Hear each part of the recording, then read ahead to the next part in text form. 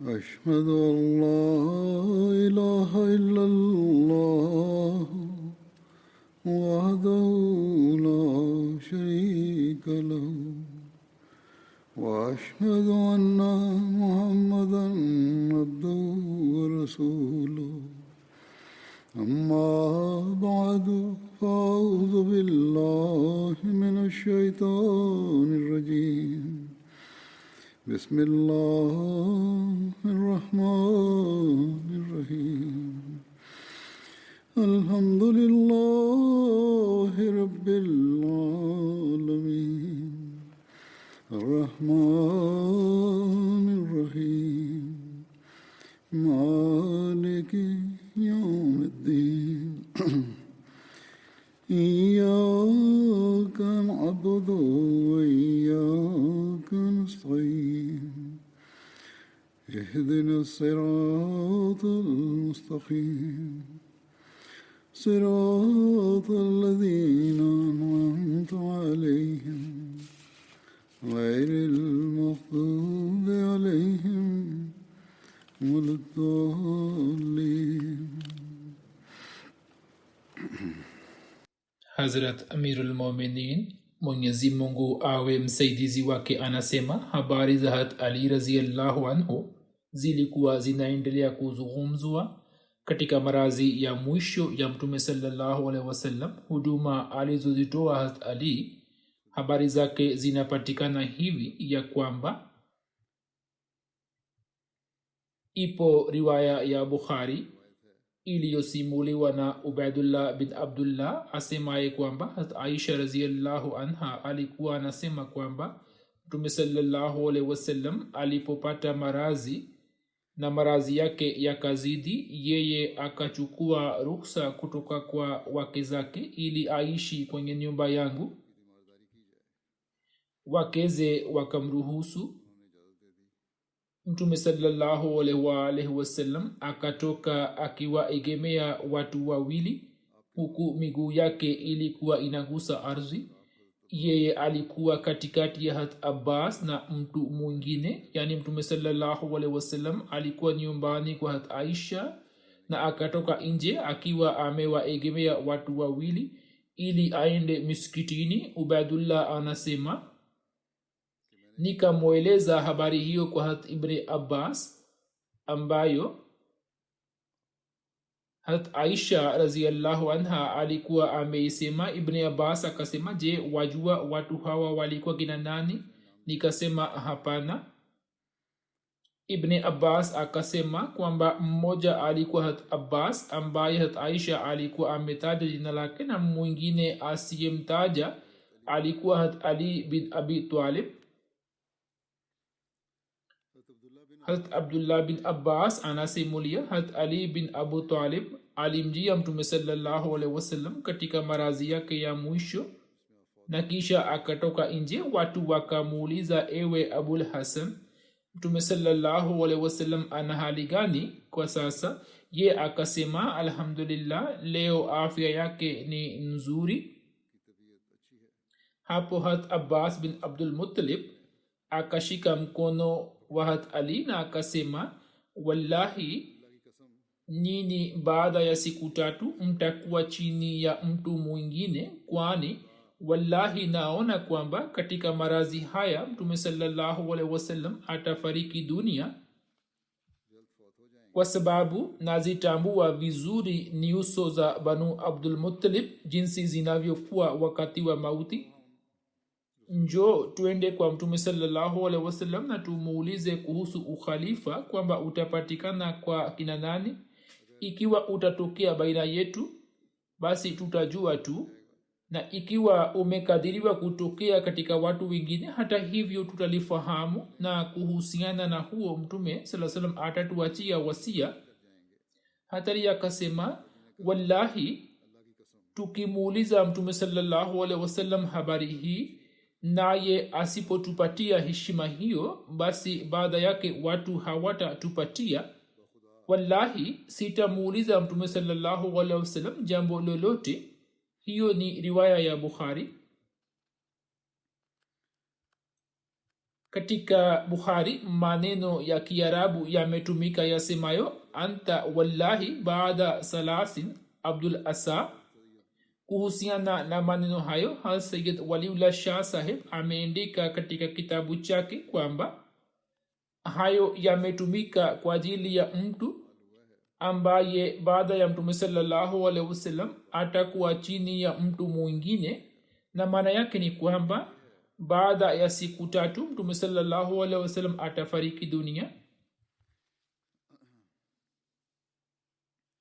Hazrat Amir anasimulia kwamba baada ya kifo cha Mtume sallallahu alaihi wasallam, Hazrat Ali, Hazrat Fazl na Hazrat Usama bin Zaid waliosha maiti ya Mtume sallallahu alaihi wasallam na ndio waliomzika Mtume sallallahu alaihi wasallam. Sawa na riwaya nyingine, Hazrat Abdurrahman bin Auf pia alikuwepo pamoja nao. Hazrat Ali alikuwa amefanya bayati ya Hazrat Abu Bakar. Kuhusiana na jambo hilo zipo riwaya mbalimbali, kwani zingine zinasema ya kwamba Hazrat Ali kwa utii na kwa furaha zote mara moja alikuwa amefanya bayati ya Hazrat Abu Bakar Siddiq, ilhali wengine wanasema kinyume chake. Kwa vyote vile inasimuliwa na Hazrat Abu Said Khudri radhiyallahu anhu kwamba Wahajiri na Ansar walifanya bayati ya Hazrat Abu Bakar. Hazrat Abu Bakar Siddiq alipanda jukwani na akawaona watu na akamkuta Hazrat Ali hakuwepo kati yao. Hazrat Abu Bakar akawauliza watu kuhusu Hazrat Ali. Baadhi ya Ansar wakaenda na kumleta kwa Hazrat Abu Bakar. Hazrat Abu Bakar akasema, ewe mwana wa baba mdogo wa Mtume sallallahu alaihi wasallam na mwana mkwe wake, je, unataka kuvunja nguvu ya Waislam? Hazrat Ali akasema, ewe khalifa wa Mtume sallallahu alaihi wasallam, usiniadhibu. Kisha akafanya bayati Hazrat Abu Bakar. Katika Tarikh Tabri, Habib bin Thabit anasimulia ya kwamba Hazrat Ali alikuwa nyumbani kwake. Mtu mmoja alipomjia na akamwambia kwamba Hazrat Abu Bakar ameketi ili apokee bayati. Hazrat Ali alikuwa amevaa kanzu. Kwa haraka akatoka nje na hakuchukua shuka yake ili asije akachelewa hadi akafika huko, na akafanya bayati ya Hazrat Abu Bakar Siddiq na akaketi karibu yake. Kisha akaagiza nguo zake zingine na akazivaa na akaendelea kukaa katika majlisi ya Hazrat Abu Bakar. Alama Ibn Kathir anasema Hazrat Ali bin Abi Talib baada ya kifo cha Mtume sallallahu alaihi wasallam, katika siku ya kwanza au ya pili alikuwa amefanya bayati Hazrat Abu Bakar. Na ndiyo kweli, kwani Hazrat Ali kamwe hakumwacha Hazrat Abu Bakar wala hakuacha kusali nyuma yake. Sayyidina Ahmad alayhi wassalam akieleza kuhusu Hazrat Ali anasema, mwanzoni Hazrat Ali karramallahu wajhu alikuwa akisita kufanya bayati Hazrat Abu Bakar, lakini alipofika nyumbani, Mungu anajua wazo gani likamjia, ye hakufunga kilemba chake na mara moja akaja na kofia tu kwa ajili ya bayati na kilemba chake akakiagiza. Baadaye inaonekana kwamba atakuwa amepata wazo ya kuwa huu ni uasi mkubwa, hivyo akafanya haraka na hakufunga kilemba na akaja haraka haraka. Katika riwaya zingine imebainishwa hivi ya kwamba Hazrat Ali baada ya kifo cha Hazrat Fatima alikuwa amefanya bayati ya Hazrat Abu Bakar, kama inapatikana katika Bukhari kwamba Hazrat Ali hadi kifo cha Hazrat Fatima alikuwa hakufanya bayati, ilhali maulama wengi wamejadiliana kuhusu riwaya hiyo ya Bukhari. Hivyo Imam Behki akieleza riwaya ya Shihabuddin Zuhri inayosema kuwa hat ali hakufanya bayati ya hata Abubakar hadi kifo cha hat Fatma, anaandika katika Hasan al-Kubra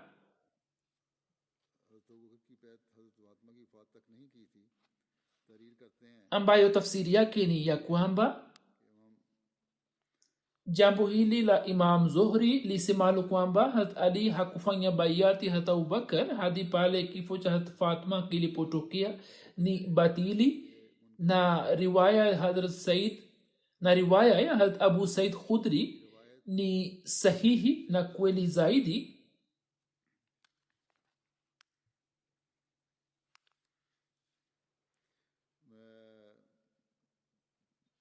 Riwaya ya Hadrat Abu Said Khudri ni sahihi zaidi isemayo kwamba Hadrat Ali baada ya tukio la Thaqifa watu walipofanya bayati Hadrat Abubakar, ye pia akafanya bayati yake. Na maulama wengine wamejadili kuhusu riwaya ya Bukhari na wameitaja bayati hii ya pili kama bayati tajdid. Huenda watakuwa na fikira kwamba kwa kuwa kitabu cha Bukhari kimeeleza riwaya hiyo, hivyo kutakuwa na jambo fulani ndani yake, hivyo bayati hiyo ipatiwe jina jingine. Hazrat amesema lakini sio lazima kwamba riwaya zote za Bukhari ziwe sahihi. Hivyo Daktari Ali Muhammad Salabi katika kitabu chake kiitwacho Sira ya Amirul Mu'minin Ali bin Abi Talib shakhsiyatuhu wa atharuhu anaandika akisema kwamba sawa na Alama Ibn Kathir na maulama wengi, Hazrat Ali baada ya miezi 6 akajadidisha bayati yake pale Hazrat Fatma alipofariki dunia, na wameitaja kwa jina la tajdid bayat, yani alikuwa amefanya bayati na baada ya kifo cha Fatma akafanya tena. Alama Ibn Kathir anaandika kwamba Fatma alipofariki dunia, Hazrat Ali akafikiri kwamba ajadidishe bayati yake na akafanya bayati ya Hazrat Abubakar Siddiq radhiyallahu anhu. Hazrat Aqdat Masih Maud alayhi wassalam katika kitabu cha Siri ya Ukhalifa ambacho ni cha Kiarabu anasema hata kama tukisie kwamba Siddiq Akbar alikuwa miongoni mwa watu ambao Huzur anawazungumzia wale wanamtuhumu Hazrat Abubakar Siddiq na wanafahamu kwamba wakati ule Hazrat Ali alistahili kuwa khalifa, Sayyidina Ahmad s.a.w. akifafanua jambo hilo anasema hata kama tukadirie kwamba Siddiq Akbar alikuwa miongoni mwa watu walioitanguliza dunia na kuziangukia starehe zake na wakazipenda na wakawa wanyang'anyi, Mungu apishe mbali, basi katika hali hiyo tutalazimika kukiri kwamba simba wa Mungu Ali pia alikuwa miongoni mwa wanafiki, Mungu apishe mbali, na hakuwa mwenye kuiacha dunia na kuelekea kwa Allah, bali akawa mwenye kuiangukia dunia na kuzipenda starehe zake. Na ndiyo maana hakuwaacha makafiri na wale walioritadi, yani maadui wanasema kwamba yukafiri na maneno mabaya yanatumika kuhusu Hazrat Abubakar. Zura amesema bali akaendelea kubaki pamoja nao na takriban kwa miaka 30 akaendelea kuunga mkono na uongo. Kisha ikiwa Siddiq Akbar alikuwa mnyang'anyi mbele ya Hazrat Ali, sasa kwa nini Hazrat Ali akarizia na bayati yake, na kwa nini hakuhama ardhi iliyokuwa na zulma, fitina na mambo ya kuritadi na kuhamia nchi zingine? Je, ardhi ya Allah haikuwa pana kwamba angeihamia kama ilivyo kawaida ya wacha Mungu? Mwangalie Ibrahim mwenye unyofu, yeye kwa ajili ya kuitetea haki alikuwa na nguvu kubwa na akawa na azma. Alipoona kwamba baba yake amepotea na ameenda mbali na njia ya haki, na akaona kwamba kaumu yake inayaabudu masanamu na wamemwacha Mungu mtukufu, basi yeye bila kuwa na hofu yoyote na bila kuwajali akawageukia na akatupwa motoni. Lakini kwa sababu ya hofu ya wanashari hakuunga mkono na uongo. Huo ni mwenendo wa watu wema, kwamba hawaogopi upanga na mikuki. na kufanya takia inakuwa dhambi kubwa na jambo baya kwao. Ikiwa kwa kukadiria tu hali ya namna hiyo inapotokea kwao, hufanya istighfar na huelekea kwa Allah. Sisi tunashangaa kwamba Ali, pamoja na kufahamu kwamba Siddiq na Faruk ni wenye kuzinyang'anya haki zake, kivipi akafanya bayati yao?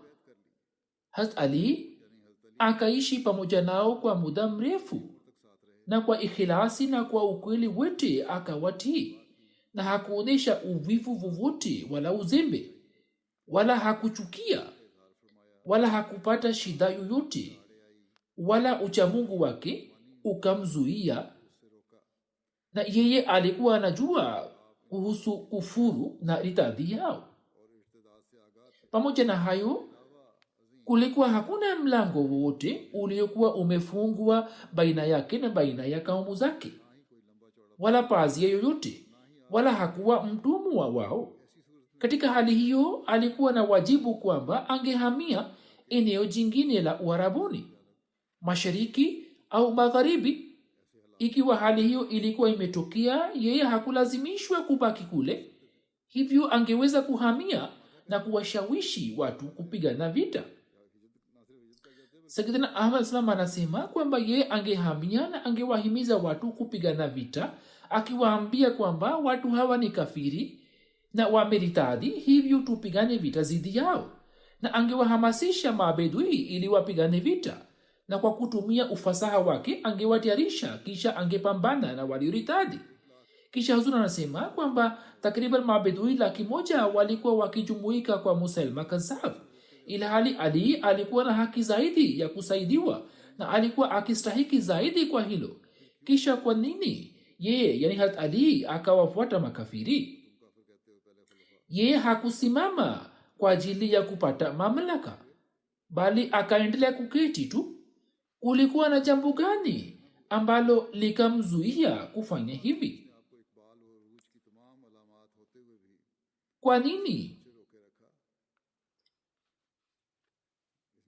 Kwa nini hakusimama ili awashawishi watu kupigana vita na kuitetea haki yake?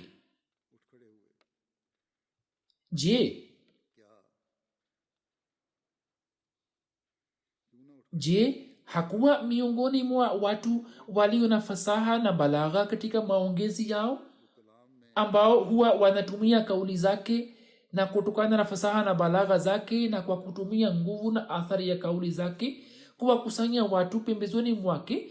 Ilikuwa kazi rahisi sana kwake, na ilikuwa kazi ya saa moja au hata chini yake, na watu walikuwa wamekusanyika kwa ajili ya muongo na Dajjali. Basi simba wa Mungu angekuwa na hali nyingine kabisa, ambaye alikuwa amesaidiwa na Mungu mwenye kazi kubwa, na alikuwa mpendwa wa Mola wa ulimwengu. Kisha jambo la ajabu sana na linalotushangaza mno ni hili ya kwamba yeye hakuishia hapo tu, bali kila sala akasali nyuma ya Abubakar na Umar, na hakuacha kufanya hivyo, wala hakukwepa na hali hiyo.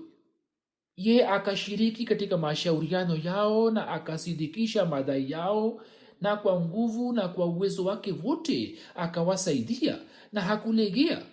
Hivyo fikirini na niambieni kwamba je, hizi ni alama za makafiri? Kisha fikirini kwamba licha ya kujua uongo na uzushi wao, Hazrat Ali akaendelea kuwatii waongo hawa, kana kwamba uongo na ukweli vilikuwa kitu kimoja kwake. Je, Hazrat Ali hakujua kwamba watu wanaotawakali juu ya dhati mwenye uwezo na nguvu zote, wao hawatilii manani njia ya uongo hata kwa sekunde moja, hata kama kwa ajili ya ukweli wateketezwe na waangamizwe na wafanywe chembe chembe?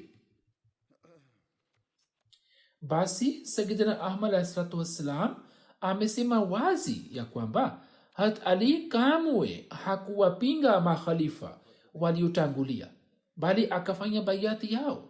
Waila mambo mnayoyasema kwamba yeye hakufanya bayati hata Abubakar, jambo hilo halimwongezi katika daraja bali linapunguza daraja yake. Katika zama za makhalifa watatu waliotangulia, Ali alitoa huduma gani? Mtume sallallahu alaihi wasallam alipofariki dunia, makabila mengi ya Uarabuni yakaritadi na wanafiki wakajitokeza katika Madina, na watu wengi wa Banu Hanifa na Yamama wakaungana na Musailima Kazzab, ilhali watu wengi wa kabila la Banu Asad na Tai na wengine wengi wakaunga mkono na Tulaiha Asadi.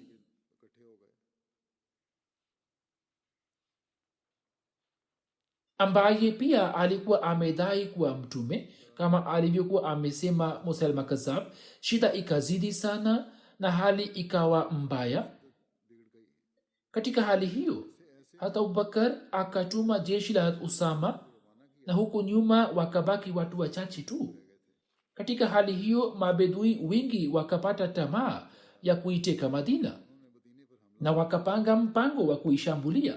Hata Abubakar Siddiq akawateua walinzi juu ya njia mbalimbali za kuingia Madina, ambao pamoja na vikosi vyao walikuwa wakiilinda Madina kwa usiku kucha. Wasimamizi wa walinzi hawa walikuwa kina Ali bin Abi Talib, Zubair bin Awam, Talha bin Abdullah, Saad bin Abi Waqas, Abdurrahman bin Auf na Abdullah bin Masud. Hata katika wakati huo Ali alikuwa kiongozi wa kikosi cha jeshi kilichokuwa kimeteuliwa kwa ajili ya ulinzi wa Madina. Taarifa ya kifo cha Mtume sallallahu alaihi wasallam iliposhamiri, makabila mengi ya Uarabuni yakaritadi na kukataa kutoa zaka. Hata Abubakar Siddiq radhiyallahu anhu akaamua kupigana vita. Urwa anasema kwamba hata Abubakar akifuatana na Muhajirin na Ansar akatoka Madina. Alipofika karibu na mto uliokuwa upande wa pili wa eneo la Najd, mabedui pamoja na watoto wao wakawakimbia.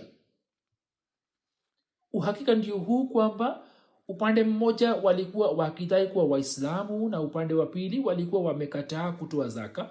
Ndio maana vita ikapiganwa, sio kwamba kwa sababu ya kuritadi kwao walikuwa wameadhibiwa. Sasa walipokimbia, watu wakamwambia Abubakar kwamba sasa wewe urudi Madina kwa kina mama na watoto na umteue mtu fulani kama amiri wa jeshi. Hata Abubakar Siddiq akamteua Khalid bin Walid kama amiri na akamwambia kwamba ikiwa watu hawa watasilimu na watatoa zaka basi na waje chini ya bayati, basi anayetaka kurudi arudi. Kisha Abubakar Siddiq akarejea Madina. Musleh Maud radhiyallahu anhu anasema historia inathibitisha kwamba Umar katika zama za ukhalifa wake alipofanya safari mbalimbali akamteua Ali kama amiri wa Madina.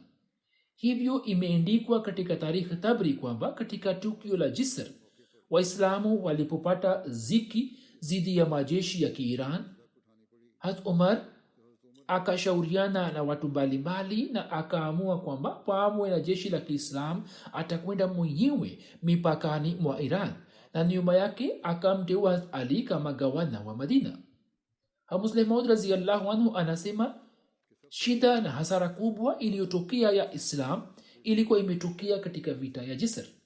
Jeshi kubwa la Waislamu likatoka kupigana na Wairani. Kiongozi wa Kiirani akapiga kambi upande wa pili wa mto na akawanguzia Waislamu.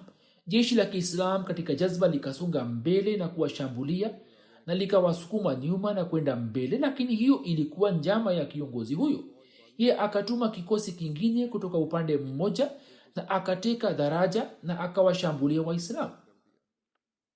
Waislamu wakarudi nyuma, lakini wakaona kwamba daraja imeshatekwa na maadui. Wakushtuka wakaenda upande wa pili, ndipo maadui wakawashambulia na idadi kubwa ya Waislamu wakalazimika kujitupa mtoni na wakaangamia.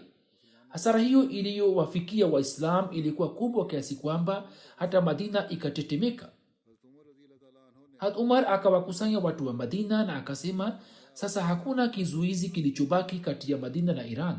Madina haina ulinzi na yawezekana kwamba katika siku chache zijazo maadui watakuwa wametufikia, hivyo nitasimamia mwenyewe. Watu wengine wakapenda pendekezo hilo, lakini Hazrat Ali akasema, Mungu apishe mbali, ikiwa ukiuawa shahidi waislamu watatamanika na kusambaratika, hivyo ni vyema atumwe mwingine na usiende mwenyewe.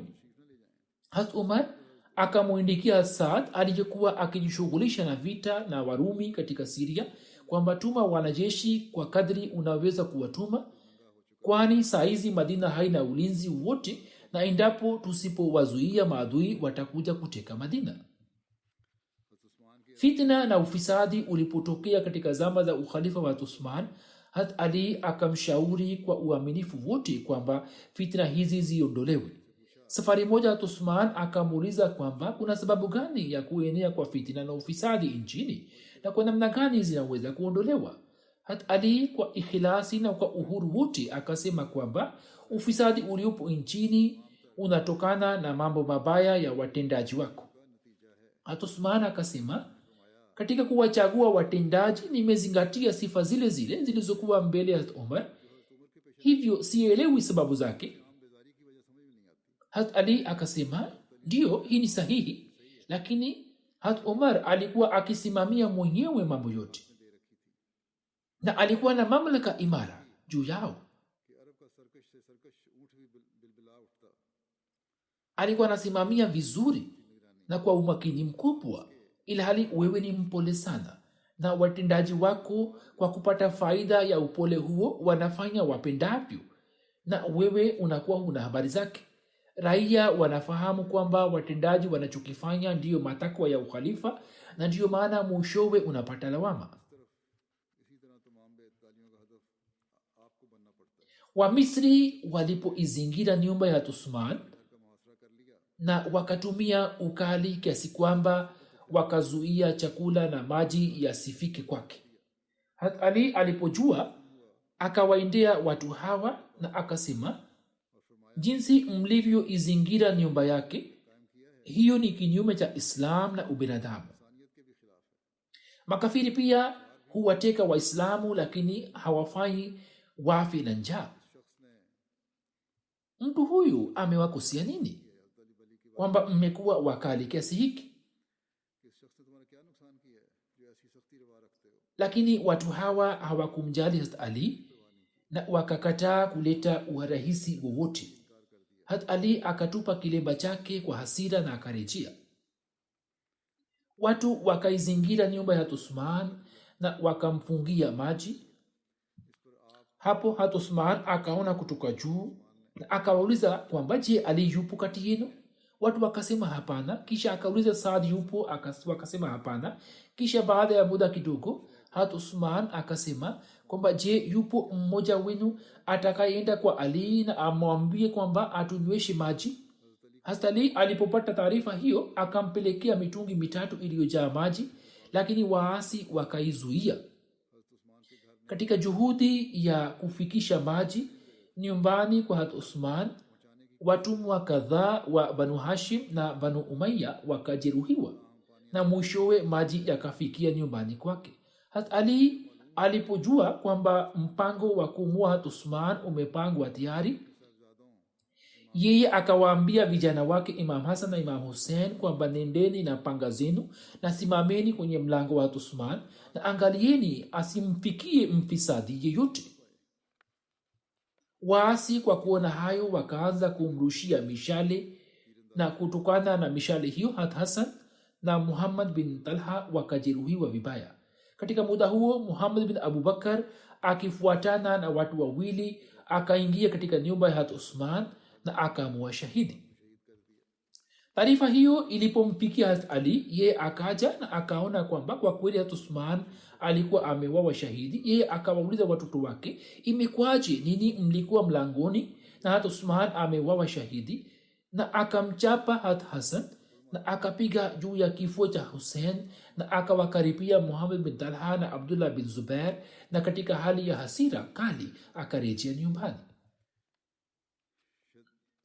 Shaddad bin Aus anasimulia kwamba katika Yamuddar waasi walipoizingira nyumba ya Hat Usman na mwishowe wakamua.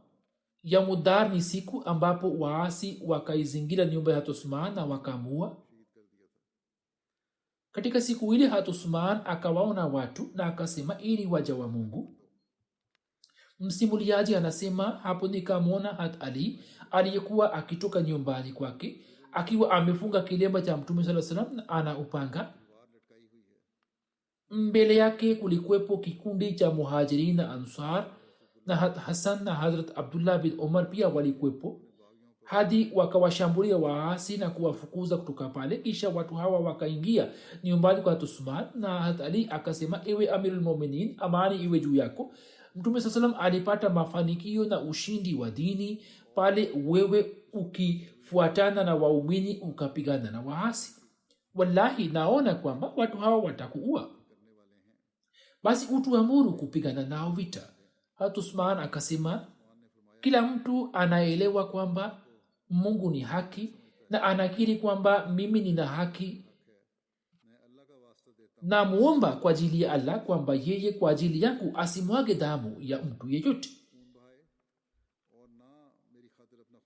Hazrat Ali akamwomba tena na Hazrat Usman akalirudia jibu lile lile.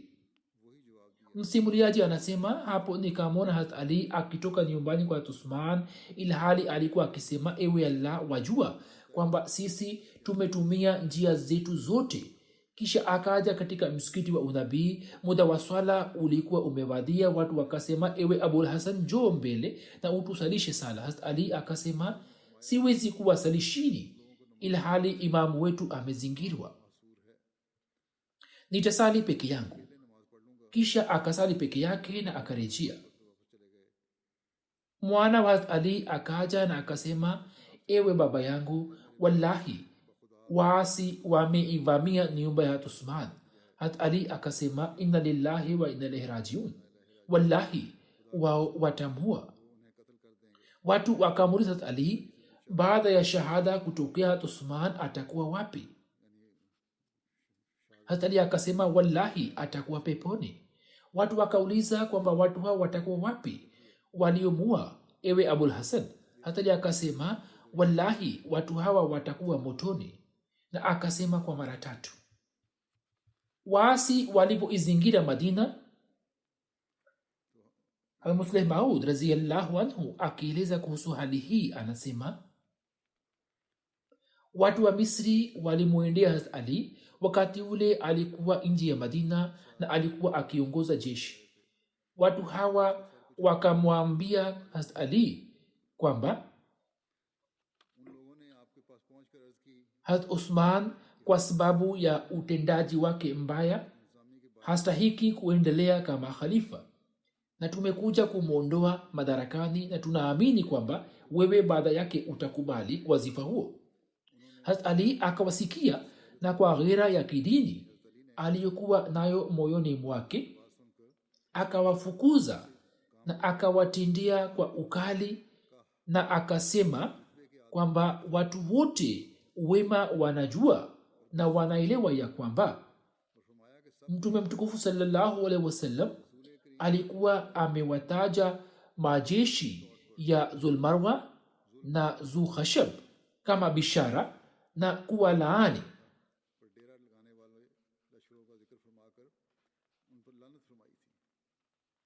Basi Mwenyezi Mungu awaangamizeni, nini mrudi. Hapo watu wakasema, sawa, tutarudi tu, na wakarejea. Shahada ya Hazrat Usman na kisha jinsi Hazrat Ali alivyochaguliwa kuwa khalifa na bayati yake. Kuhusiana na hilo nimeshaeleza hapo kabla, hivyo kwa kifupi tu naeleza tena. Hazrat Usman radhiyallahu anhu alipouawa shahidi, watu wote wakamkimbilia Hazrat Ali radhiyallahu anhu, waliokuwa maswahaba na watu wengine. Wote walikuwa wakisema kwamba Ali ni Amirul Mu'minin. Wakamjia nyumbani kwake na wakasema kwamba tunafanya bayati yako, wewe lete mkono wako kwani wewe unastahili zaidi kuwa khalifa. Hazrat Ali akasema, hiyo si kazi yenu, bali ni kazi ya watu wa Badr, na mtu ambaye watu wa Badr watamrizia ndiye atakaye kuwa khalifa.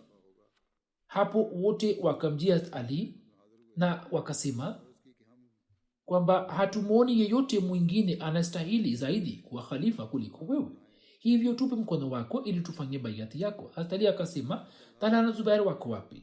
Kisha Hazrat Talha akafanya baiati yake kwa ulimi na Hazrat Saad akafanya baiati kwa kuweka mkono wake juu ya mkono wake. Hazrat Ali alipoona haya akaenda misikitini na kupanda jukwani.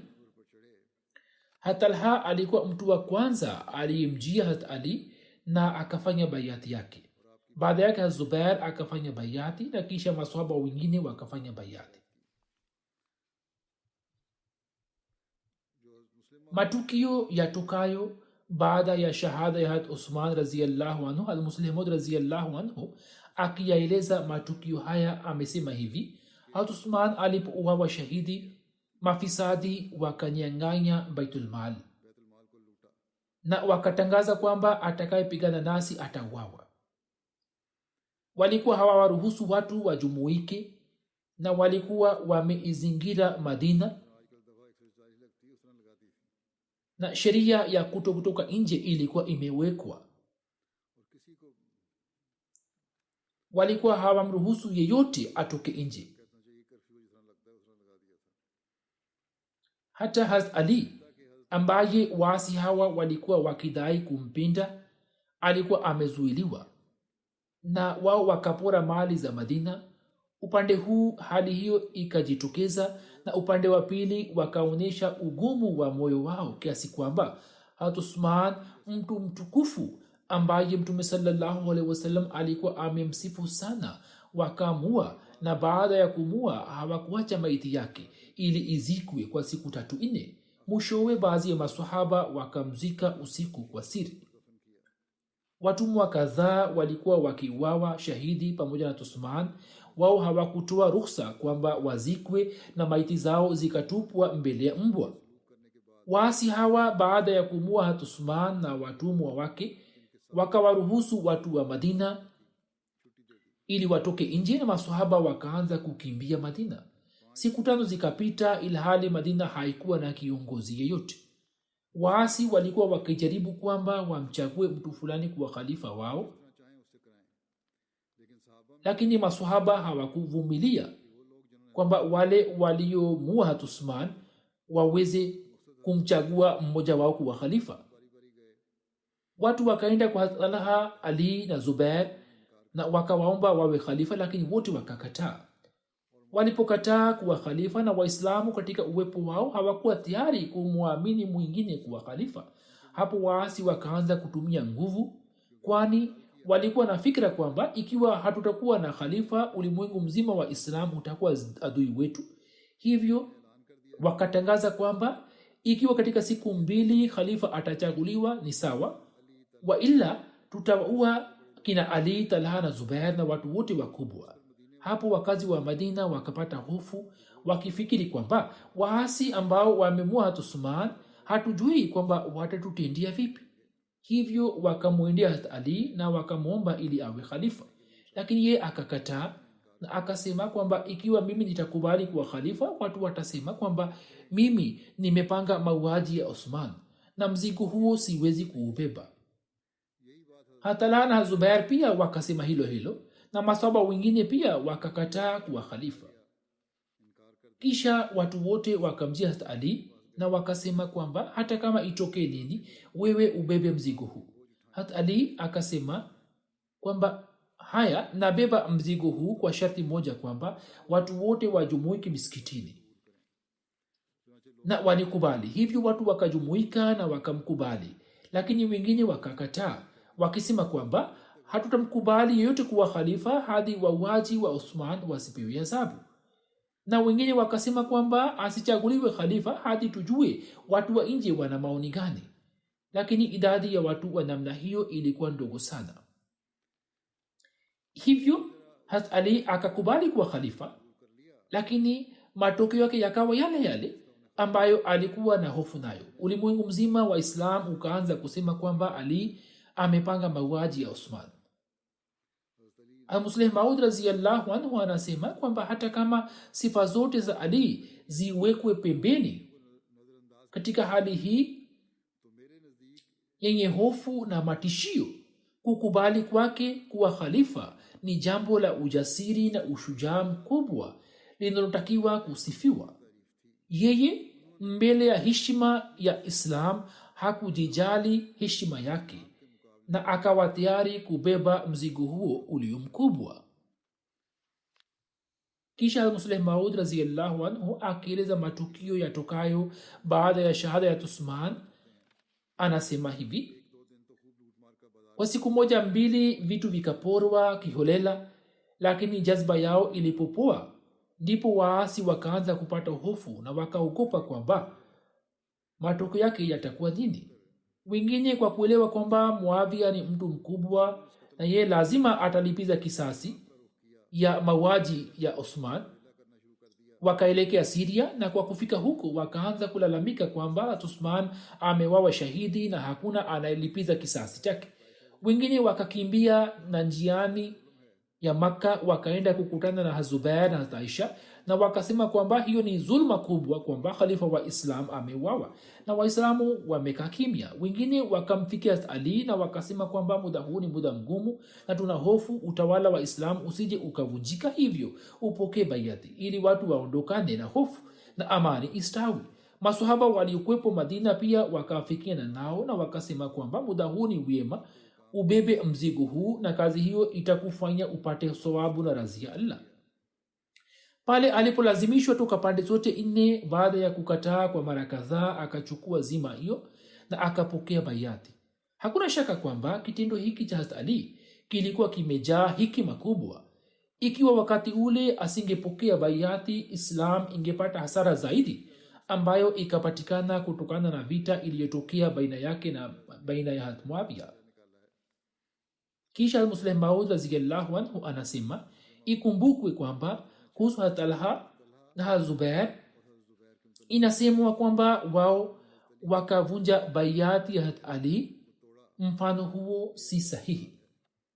Hiyo isemayo kuwa wakafanya bayati kwa furaha kisha wakavunja bayati na wakaenda kwa Hazrat Aisha na wakapigana vita zidi ya Hazrat Ali. Musleh Maud radhiyallahu anhu anasema kwamba jambo hilo ni dalili ya kutokujua historia yetu. Haikutokea hivi. Historia ni shahidi juu yake kwamba Hazrat Talha na Hazrat Zubair bayati waliokuwa wameifanya haikuwa kwa furaha, bali walikuwa wamelazimishwa kufanya bayati.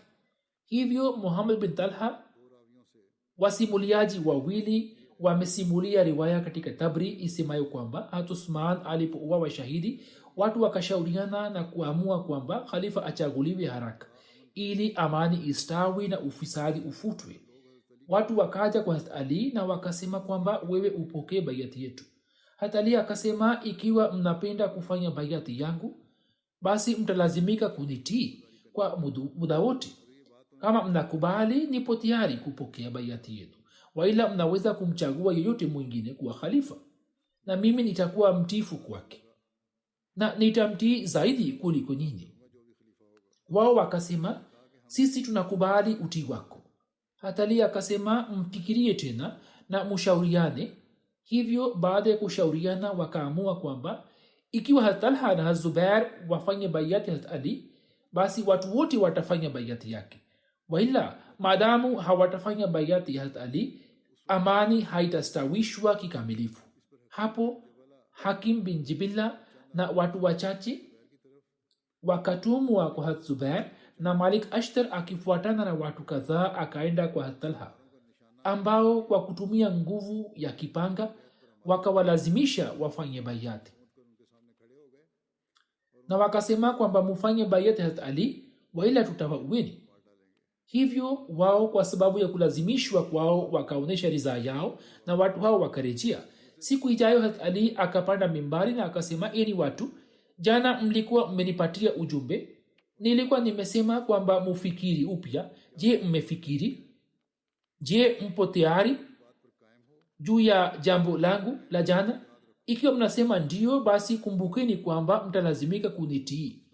Hapo watu hawa wakawaendea tena Hatala na Zubair na wakawaleta kwa nguvu, na imeandikwa wazi katika riwaya kwamba walipofika kwa Talha na wakamwambia kwamba wafanye bayat, ye akawajibu, inni inama ubayu karhan, angalieni nafanya bayati kwa karaha na sifanyi kwa furaha. Watu wakamwendea Zubair naye pia akasema hayo hayo kwamba inni inama ubayu karhan,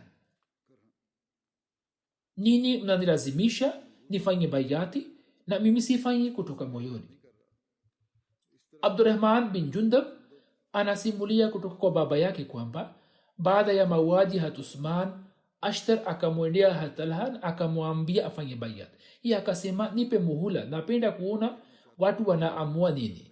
Lakini yeye hakumwacha, na jabehi yatuluhu tallan anifa, akimburura kwa nguvu akamleta kama mbuzi anavyobururwa. Musleh Maud radhiyallahu anhu anasema kwamba sahaba mmoja wa Mtume sallallahu alaihi wasallam aitwaye Hatalha aliposimama zidi ya Ali, na kisha pale alipoelewa kwamba yeye amekosea, ndipo akaacha uwanja wa vita na akarejea. Kisa kinaanza hapa hivi kwamba Hatalha ambaye alikuwa amelazimishwa kufanya bayati hat Ali, kisha akahitilafiana naye, kisha akapigana naye vita, lakini pale alipojua kwamba yeye amekosea, hapo akaacha vita na kurejea. Alipoelewa kwamba yeye amekosea, akaacha vita na akarejea akisema kwamba hat Ali ni juu ya haki. Musleh Maud anasema Talha alikuwa akirejea nyumbani, ndipo mtu mmoja aliyekuwa katika jeshi la Ali akamuua akiwa njiani, na kisha akaja kwa Ali na akiwa na tamaa ya kupata zawadi akasema, nakupa habari njema kwamba adui wako Talha ameuawa na mkono wangu. Ali akasema, mimi kwa niaba ya Mtume sallallahu alaihi wasallam na kupatia bishara ya kuingia jahanamu. Nilikuwa nimemsikia Mtume sallallahu alaihi wasallam akisema kwamba Talha atauawa na mtu wa jahannam. Kisha akieleza tukio hilo hilo, Hazrat Musleh Maud radhiyallahu anhu anasema, Hakim amesimulia ya kuwa Thawr bin Majza akanieleza ya kwamba mimi siku ya Jamal nilipita karibu na Talha ambaye wakati ule alikuwa katika hali ya mahututi.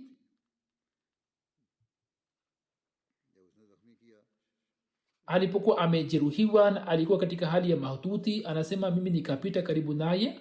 Ye akaniuliza, wewe unatokana na kundi gani? Nikasema mimi ni kutoka jumuiya ya Hazrat Ali Amirul Mu'minin. Akasema sawa, lete mkono wako ili nifanye bayati. Hivyo akafanya bayati juu ya mkono wangu na kisha akaaga dunia. Mimi nikaacha na nikamsimulia Hazrat Ali tukio zima. Hazrat Ali akasema, Allahu Akbar, kauli ya mtume ya Allah imepata kutimia barabara. Mwenyezi Mungu akapenda kwamba Talha bila kufanya bayati yangu asiingie peponi.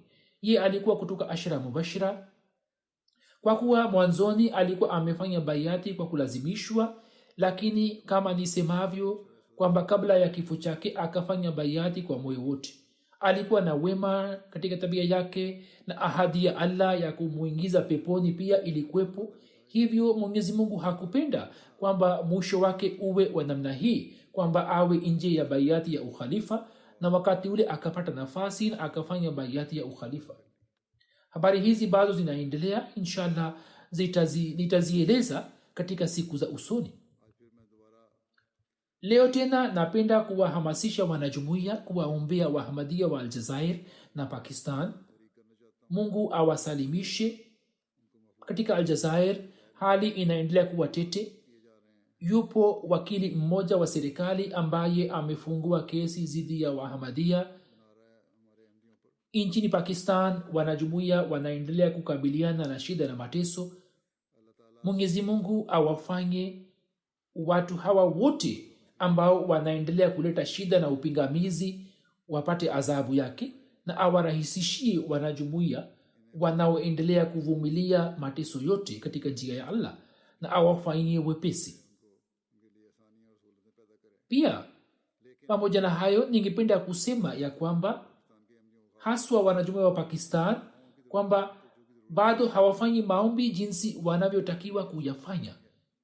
Hivyo wazidi katika maombi na wafanye maombi zaidi na zaidi, kwamba Mwenyezi Mungu atuondolee shida zote na aturahisishie, na ujumbe huu wa Islam iliyo kweli tuweze kuusambaza katika Pakistan na kwenye kila kona ya dunia hii. Baada ya sala nitasalisha jeneza chache kwa ghaibu. Jeneza ya kwanza ni ya Daktari Tahir Ahmad Sahib wa Rabwa, aliyekuwa mwana wa Chaudhry Abdurazak Sahib Shahid, ambaye alikuwa amiri wa zamani wa wilaya Nawabshah. Desemba 4 akiwa na umri wa miaka 60 kutokana na mshtuko wa moyo akafariki dunia. Inna lillahi wa inna ilaihi rajiun. Marehemu alikuwa mganga wa serikali. 1995 alipata mshtuko wa moyo kwa mara ya kwanza. Hata hivyo, licha ya kuwa na afya mbaya, akaamua kwenda Miti ili chini ya Waqf Jadid katika hospitali ya Al-Mahdi aweze kutoa huduma zake. Marehemu alikuwa daktari bingwa wa maradhi ya macho. Kila Jumapili jioni alikuwa akiwatibu wagonjwa wa macho katika hospitali ya Al-Mahdi, ambayo ilikuwa siku ya mapumziko, lakini marehemu alikuwa akija hospitalini. Alikuwa akishiriki katika makambi ya kutoa matibabu bure, na wakati mwingine mchana kutwa alikuwa akijishughulisha katika mambo ya upasuaji. Katika jimbo la Tharparkar, sio wanajumuiya pekee bali hata wasiokuwa wa Ahmadiyya wote walikuwa wakimpenda sana. Alikuwa mtu wa watu. Alikuwa amefanyiwa upasuaji wa moyo, na katika miaka ya mwisho alikuwa amepata shida ya moyo kwa mara 2-3, lakini hata hivyo akaendelea na kazi yake huko Tharparkar. Takriban kwa miaka 15 akatoa huduma ya tiba katika Miti. Alikuwa mwenye kuwasaidia wanyonge na mkarimu, mwenye kuheshimu ukhalifa na nizamu ya Jamaat. Kwa fadhili ya Allah alikuwa ameungana na nizamu ya wasia alipokuwa kijana. Katika kila mpango wa mali alikuwa akishiriki kwa moyo wote. Allah amrehemu na amghufirie na amnyanyue katika daraja, na awajalie watoto wake ili waweze kufuata nyayo zake na waendelee na mema yake. Jeneza ya pili ni ya Habibullah Mazhar Sahib Ibn Chaudhry Alladita Sahib. Habibullah Mazhar Sahib alipata bahati ya kutiwa mbaroni kwa ajili ya Allah 24 Oktoba akiwa na umri wa miaka 75. Amefariki dunia. Inna lillahi wa inna ilaihi rajiun. Baba yake alifanya bayati juu ya mkono wa Musleh Maud radhiyallahu anhu na kuingia katika Jamaat. Chaudhry Habibullah Mazhar Sahib akaendelea kuitumikia nchi akiwa na nyazifa mbalimbali, na akastaafu kama mkurugenzi wa idara moja ya serikali. Huduma za Jamaat alizozitoa ni za miaka 50 na zaidi. Marehemu kuanzia Qaid Majlis, Zaim Ansarullah, rais wa tawi, na akaitumikia Jamaat katika nyazifa mbalimbali.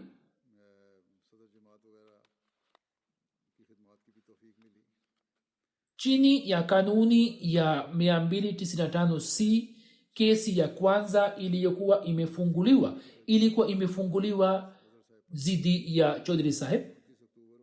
Hivyo marehemu alikuwa Ahmadiyya wa kwanza ambaye chini ya kanuni hiyo akaweza kuvumilia mateso katika njia ya Allah. Ijapokuwa Session Court ilikuwa imetoa hukumu katika haki yake, lakini wapinzani wakakata rufaa katika High Court, na jaji wa High Court Bwana Abdul Majid akasitisha rufaa yake na akatumia kila njia ili apate adhabu,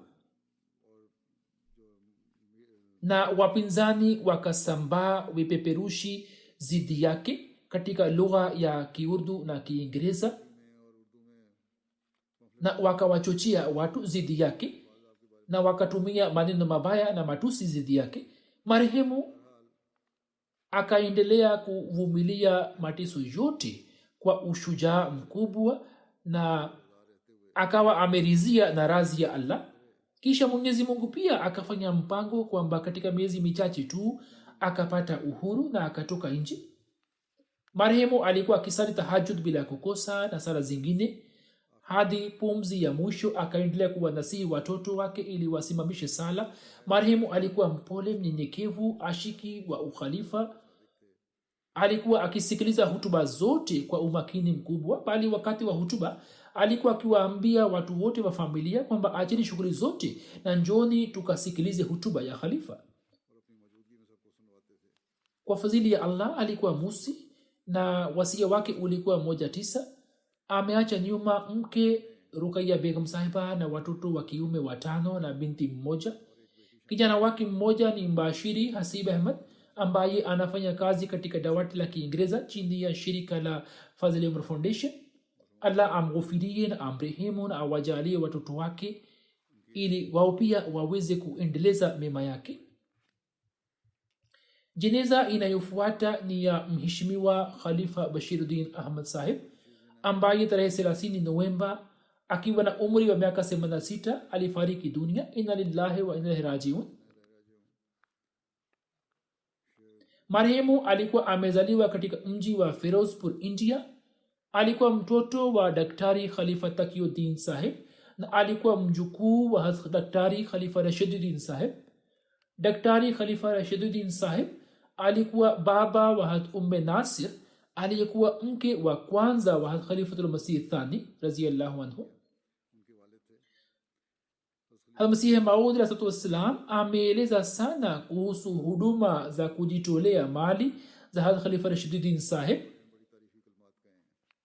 na marehemu alikuwa kutoka kizazi chake. Alikuwa akishiriki katika shughuli za jamaat na alikuwa akiwaalika watu katika nyumba yake na kuwahubiri. 1998 akahamia Sweden. 1999 akapata mshtuko wa moyo. Hata hivyo, baada ya kupona akaendelea na shughuli za jamaat. Aliwahi kuwa katibu wa mahubiri. Kila mwaka alikuwa akija katika jalsa salana Uingereza pamoja na mke na watoto wake. Ameacha mke na mabinti 3 na watoto wa kiume 2. Mke wake ni mzungu. Kabla hajajiunga na jamaat alikuwa Mkristo, kisha akajiunga na jamaat, na mama huyo ni mwenye haya na anazingatia sana hijab. Mama huyo ana shauku ya kujifunza elimu ya dini na anajitahidi kutekeleza wajibu wote kama ipasavyo. Mungu amuongeze katika imani na awajalie watoto wake waendelee na mema yake. Mwenyezi Mungu amrehemu marehemu na amghufirie. Jeneza inayofuata ni ya Bi Amina Ahmad Sahiba, mke wa Khalifa Rafiuddin Sahib.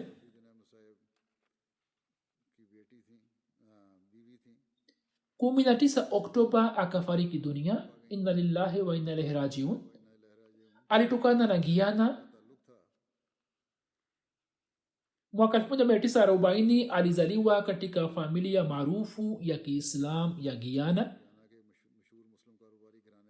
Katika zama za masomo yake akiwa London akajiunga na jamaat na akaolewa na R.D. Ahmad Sahib marhum ambaye alikuwa mtoto wa Daktari Khalifa Taqiyuddin Sahib.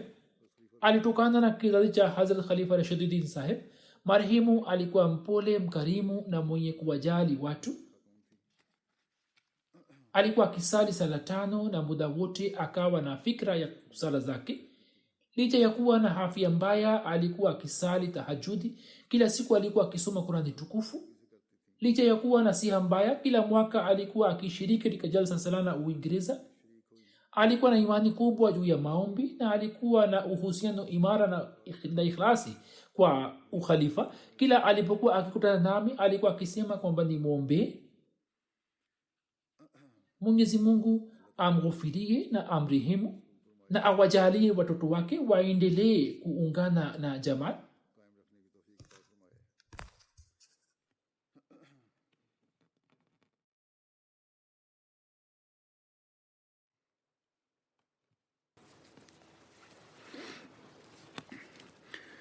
الحمد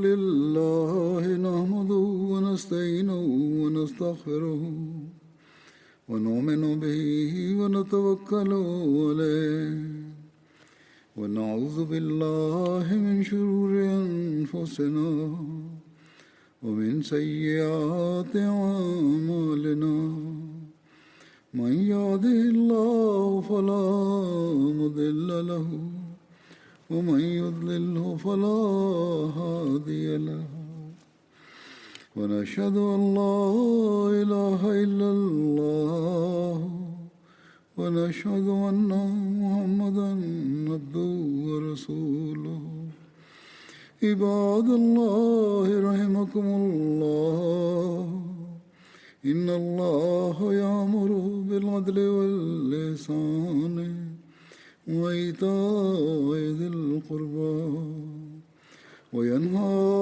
عن الفحشاء والمنكر والبغي يعظكم لعلكم تذكرون اذكروا الله يذكركم وادعوه يستجب لكم ولذكر الله أكبر.